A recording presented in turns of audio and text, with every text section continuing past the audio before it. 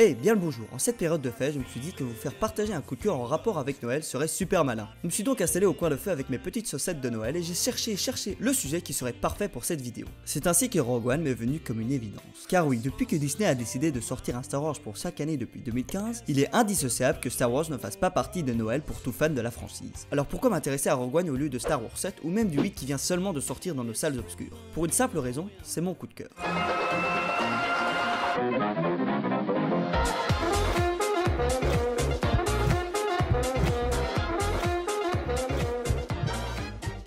Rogue One est un spin-off qui se déroule dans l'univers Star Wars, plus précisément avant Star Wars 4, et qui est sorti en salle le 14 décembre 2016. Rogue One nous raconte une histoire que l'on connaissait que de loin, parce que l'idée du film se base sur une simple phrase apparue dans le bandeau déroulant qui ouvre l'épisode 4 en 1977. Des espions rebelles ont réussi à voler les plans secrets de l'arme ultime de l'Empire, l'étoile de la mort, une station spatiale blindée avec assez d'énergie pour détruire une planète entière. C'est ainsi que Chris Weitz et Tony Gilroy, les deux scénaristes derrière Rogue One, écrivirent l'histoire de ces espions rebelles, de leur rencontre jusqu'au moment où ils donnèrent les plans secrets de l'étoile noire à leurs alliés. Avant de me lancer dans mes explications de pourquoi j'aime ce film, je vous préviens que je risque de spoiler un max ce long métrage. Du coup, si tu n'as jamais vu Rogue One et ce qui est vraiment étrange, je te conseille d'aller le regarder avant de visionner cette vidéo. 5, 4, 3, 2, 1. Oh merde, c'est des dinosaures.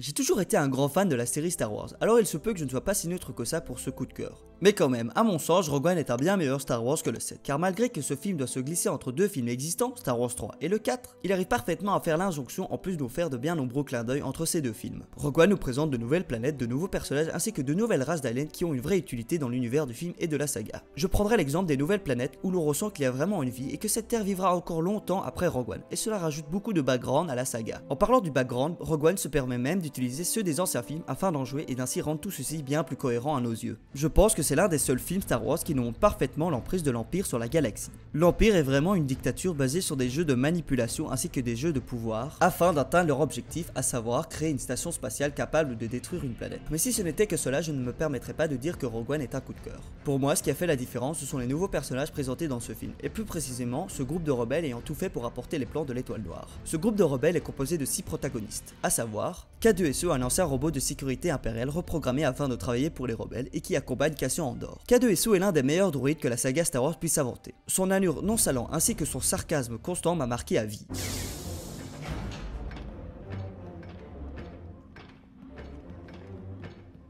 Est-ce que je peux vous aider? Non, ça va, je vous remercie. Nous avons ensuite Cassian Andor. Officier de renseignement de l'Alliance, il servira de coéquipier à Jyn Erso lors de sa mission de recherche sur l'étoile noire de la mort. Sincèrement, au premier visionnage, je n'ai pas pu m'empêcher à l'associer au très célèbre contrebandier. Pourtant, si le caractère des deux personnages sont très semblables, les intentions sont bien différentes. Cassian est un homme qui se battra jusqu'au bout pour mener à bien sa mission contre l'Empire, et tant pis pour les pertes humaines, car sa haine envers cette dictature est aussi grande que son sarcasme constamment présent durant le long métrage. Calme-toi, calme-toi. Tout va bien se passer. C'est ainsi que nous arrivons à deux protagonistes indissociables, Chiwu Ime et Bazé Malbus. Tous deux mercenaires, nous apprenons peu de choses d'eux durant le long métrage, à l'exception que Chiwu ressent la force sans la maîtriser et cela fait doucement rire son camarade. Néanmoins, leur amitié mutuelle en plus du respect qu'ils ont entre eux font d'eux des personnages tout aussi importants que d'autres et m'ont marqué à la toute fin du film.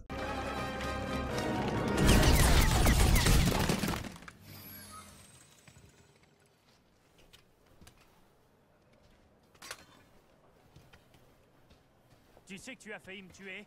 Y'a pas de quoi.